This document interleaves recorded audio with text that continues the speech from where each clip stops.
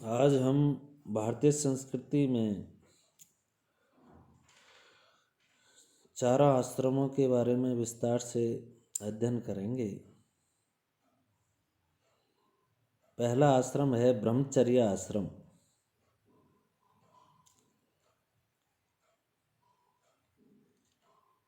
यह मनुष्य के बौद्धिक और शिक्षित जीवन के निमित्त था।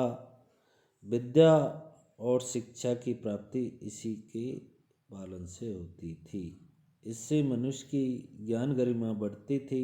ब्रह्मचर्य के अनुपालन में उसका मानसिक और बौद्धिक उत्कर्ष होता था। ब्रह्मचर्य में दो शब्द है, ब्रह्म और चर्य। ब्रह्म का अर्थ है ज्ञान और चर्य का अर्थ है विचरण करना। इन दोनों का अर्थ हुआ ज्ञान में विचरण करना या ब्रह्म के मार्ग पर चलना। ब्रह्मचर्य का तात्पर्य केवल इंद्रिय निग्रह ही नहीं है, अपितु इसके साथ वेदों का अध्ययन भी है। तपः तप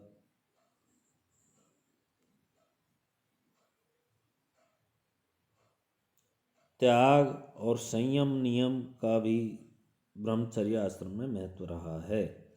अपने तप और संयम से ब्रह्मचारी ज्ञान और विज्ञान का अर्जन करता है तथा अपने जीवन को प्रशस्त करता है।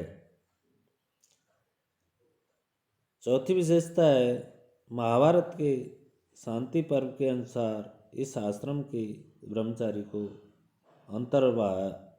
अंतर्बाह्य की शुद्धि, वैदिक संस्कार और व्रत नियमों का पालन करते हुए अपने मन को वश में करना चाहिए।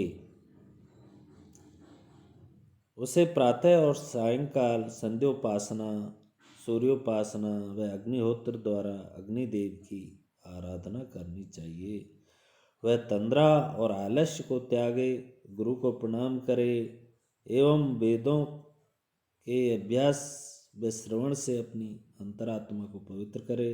वह तीनों समय स्नान करे, नित्य भिक्षा मांगकर गुरु को अर्पित करे, गुरु की आज्ञा के विपरीत आचरण न करे, गुरु की कृपा के प्रसाद से लब्ध स्वाध्याय में तत्पर रहे। पांचवी विशेषता है उपनयन, अर्थात यज्ञोपवीत संस्कार संपन्न होने के बाद ही ब्रह्मचर्य आश्रम आरंभ होता था। उप समीप नयन ले जाना, अर्थात ब्रह्मचारी को गुरु के पास ले जाना। यह संस्कार तीनों वर्णों द्विज के लिए था, शूद्र के लिए नहीं। विद्या के निमित्त किए जाने वाले संस्कार की संपन्नता अनियमित व अनुत्तरदायी जीवन की समाप्ति से संबंध थी। गुरुकुल में रह छठी विशेषता है गुरुकुल में रहकर विद्या दान करने वाली ब्रह्मचारी कई प्रकार के होते थे। कुछ आचरण व्यवहार व पढ़ने में बहुत अच्छे होते थे, कुछ अध्ययन में मध्यम होते थे, कुछ मंद और हीन रहते थे। इनको क्रमशः उत्तम, मध्यम और कनिष्ठ कहते थे। सातवीं विशेषता विवाह के पूर्व तक गुरुकुल में निवास करने वाले छात्र उपकुर्वाण कहलाते थे, जो यथाशक्ति गुरु दक्षिणा प्रदान कर गुरु से आज्ञा पाकर घर आते थे। ये तीन प्रकार के स्नातक होते थे, वेद स्नातक, वे व्रत स्नातक तथा वेद व्रत स्नातक। आठवीं विशेषता है नैष्ठिक ब्रह्मचारी 8 वर्ष की उम्र में उपनीत होकर 48 वर्ष का ब्रह्मचर्य व्रत करते हुए 56 वर्ष तक अध्ययनरत रहते थे। कभी कभी वे जीवन पर्यंत गुरु के समीप रह कर अध्ययन करते रहते थे। गुरु के समीप आश्रम में विद्या प्राप्त करने वाले अंतेवासी कहलाते थे।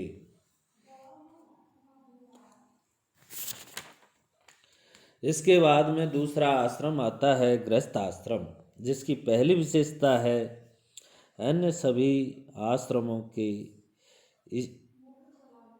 इसी पर आश्रित रहने के कारण समाज में गृहस्थ आश्रम का अत्यधिक मान रहा है। ब्रह्मचारी के समावर्तन अर्थात शिक्षा समाप्ति समारोह के पश्चात गृहस्थ का जीवन प्रारंभ होता था।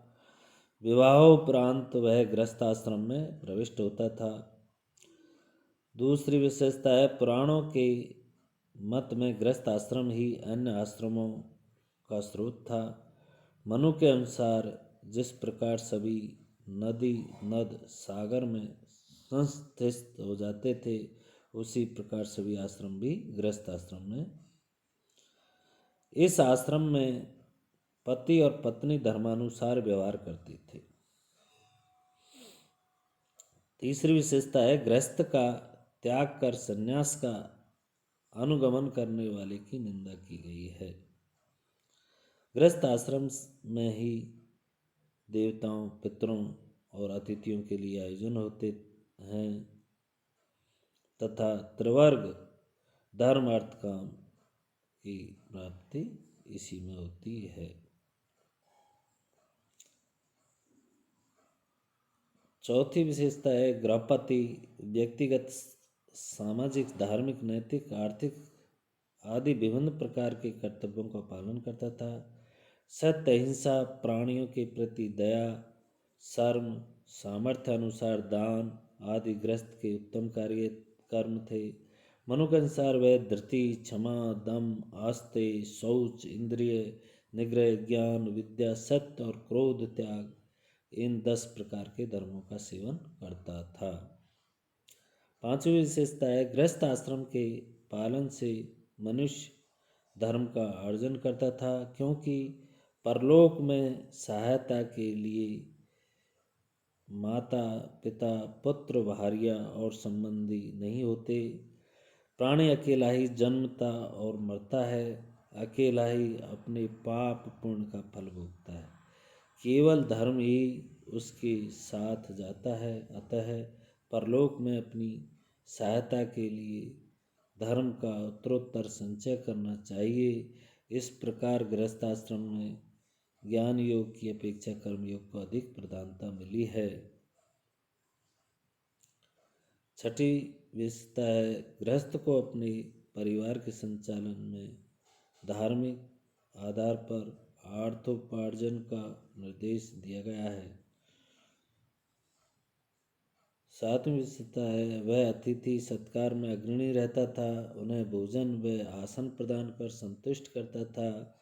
यदि कोई गृहस्थ अपने अतिथि को असंतुष्ट लौटाता तो उस गृहस्थी के समस्त पुण्य समाप्त हो जाते थे। अपने लिए ही भोजन बनाना अनुचित माना जाता था। आठवीं विशेषता है, सदाचरण, सच्चरित्रता, पवित्रता, उदारता और गृहस्थ के स्वाभाविक आचरण माने गए हैं। नवा, इस आश्रम में मनुष्य कई ऋणों से मुक्ति पाता था। प्राणी पैदा होते ही देवताओं, पितरों, ऋषियों और मनुष्यों का ऋणी हो जाता था। इन ऋणों से मुक्ति पाना मनुष्य का अनिवार्य कर्तव्य होता था। इस कारण सभी व्यवस्थाओं ने देव ऋण, ऋषि ऋण व पितृ ऋण की चर्चा की गई है। दसवीं विशेषता है, लौकिक व पारलौकिक जीवन को सुखी बनाने वाले यज्ञों को करना गृहस्थ के लिए आवश्यक था। वेद का अध्ययन, अध्यापन, ब्रह्म यज्ञ तर्पण करना, पितृयज्ञ हवन करना, देव यज्ञ प्राणियों को भोजन कराना, भूत यज्ञ तथा अतिथियों का सत्कार यज्ञ था। इसके बाद हम तीसरे आश्रम वानप्रस्थ आश्रम के बारे में विस्तार से चर्चा करेंगे। इसकी पहली विशेषता है, तीसरे आश्रम का प्रारंभ गृहस्थाश्रम के बाद में होता था। अपने समस्त गृहस्थ कर्तव्यों और उत्तरदायित्वों को संपन्न कर लेने के बाद सांसारिक माया मोह को त्याग कर वह वानप्रस्थ जीवन की ओर मुड़ता था। दूसरी विशेषता है, वन की ओर प्रस्थान करना ही वानप्रस्थ था। मनु की मान्यता है कि जब व्यक्ति के सिर के बाल श्वेत होने लगे, शरीर पर झुर्रियाँ पड़ने लगे और उसके पौत्र हो जाए, जब वह वानप्रस्थ होकर जंगल की ओर चल दे, वह अकेला या पत्नी के साथ वानप्रस्थ आश्रम में जा सकता है। नंबर 3, ग्राम आहार, धान, यज्ञ आदि ग्राम सुलभ योजना तथा परिच्छद, गौ, घोड़ा, हाथी, कन्या आदि और गृह संपत्ति को त्याग कर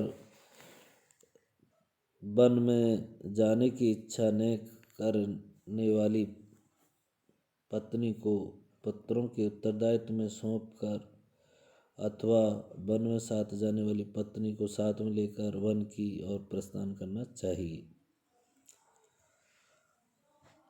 गृहस्थ जीवन के बाद जो वानप्रस्थ का जीवन नहीं अपनाते थे उन्हें पाकर्मा कहा जाता था। पांचवी विशेषता, इस जीवन में व्यक्ति त्याग, तप, अहिंसा और ज्ञान का अर्जन करता था। उसका प्रधान उद्देश्य आध्यात्मिक उत्कर्ष तथा समस्त भौतिक स्पृहाओं, इच्छाओं से मुक्ति पाने का उपक्रम था। छठी विशेषता है विद्या, शरीर की शुद्धि और तपस्या की वृद्धि के लिए वानप्रस्थ का सेवन किया जाता था। इसके लिए वह संयमित तथा कठोर जीवन व्यतीत करता था। गर्मी और सर्दी को सहन करते हुए तप करने के कारण वह तपशील था। सातवीं विशेषता है वानप्रस्थी के लिए सांसारिकता और भौतिकता का पूर्ण रूप से त्याग आवश्यक था। ऐसे आचरण से ही मोक्ष की ओर उन्मुखता होती थी। उसके लिए गांव में प्रवेश करना वर्जित था।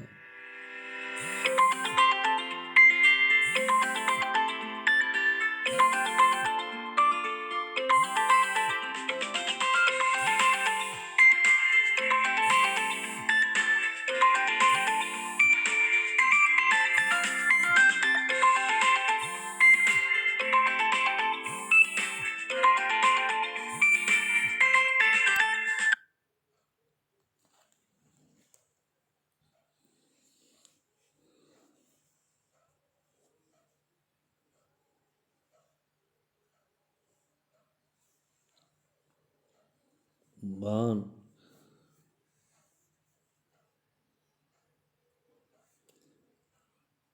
आठवीं विशेषता थी मनु का कथन है कि जो भोज्य पदार्थ हो उसी से बलि अर्थात पंच महायज्ञ कर्म करे, जल, कंद, मूल, फल से भिक्षा दे और अतिथि को इससे संतुष्ट करे। मृग चर्म और वृक्ष की त्वचा से वह अपना वस्त्र बनाए। ग्रीष्म में वह पंचाग्नि व्रत करे। चारों दिशाओं में 4 अग्नि तथा सिर पर सूर्य की अग्नि धूप पंचाग्नि कहलाती है। वर्षा ऋतु में खुले मैदान में रहे और शीत ऋतु में गोला वस्त्र धारण करे या सरोवर तालाब के जल में विद्यमान रहकर तप करे। इस प्रकार महाभारत के अनुसार अपने शरीर को घोर कष्ट देना तथा कठोर संयम से उसे तपाना वानप्रस्थ जीवन का प्रधान नियम था। इसके बाद में चौथा आश्रम आता है संन्यास आश्रम। जीवन का अंतिम भाग चतुर्थ या संन्यास आश्रम के अंतर्गत रखा गया था।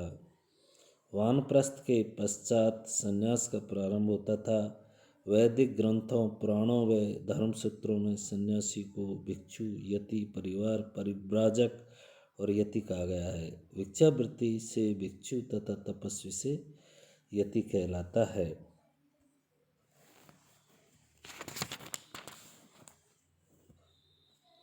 संपूर्ण जीवन को 100 वर्षों का मानने पर यह समय 75वें वर्ष से प्रारंभ होता है।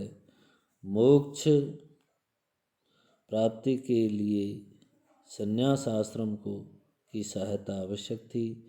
अनुत्तरदायी व्यक्ति गृहस्थ जीवन के कर्तव्यों को पूर्ण रूप से न पालन करने के कारण संन्यास आश्रम को अपनाने का अधिकारी न था।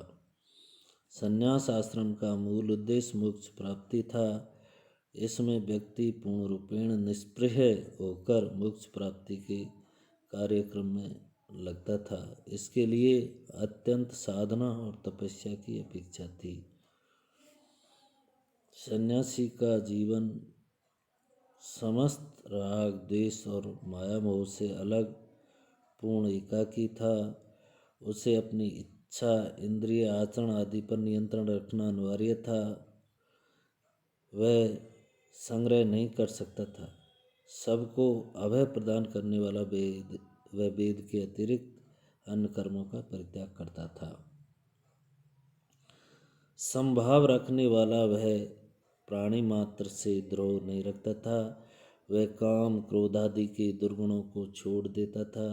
महाभारत के अनुसार वह अग्नि धन पत्नी और संतान के प्रति हमेशा अनासक्त रहे।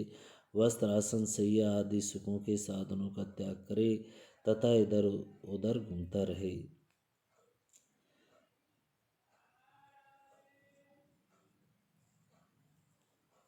सन्यासी चलते समय अपनी दृष्टि इधर उधर नहीं डालता था। वह अपने पैरों की ओर दृष्टि गड़ाकर कुटीपाद भूमि की ओर देखता चलता था। सांसारिक आकर्षणों से विरक्त होकर वह अविक्षिप्त दृष्टि रखता था। ग्रहहीन स्थिर बुद्धि ब्रह्म का मनन करने वाला सन्यासी गांव में भिक्षा के लिए जा सकता था। वह अहिंसक निर्द्वंद क्रोधहीन सत्यनिष्ठ और क्षमाशील होता था। उसके लिए तप स्वाध्याय ईश्वर प्रणिधान का पालन करना अनिवार्य था। समाज में सन्यासी का अत्यधिक आदर और सम्मान था। वह जन साधारण के लिए पूजनीय और प्रतिष्ठित था। पतंजलि ने उसे क्रौश शतिक की संज्ञा दी है, अर्थात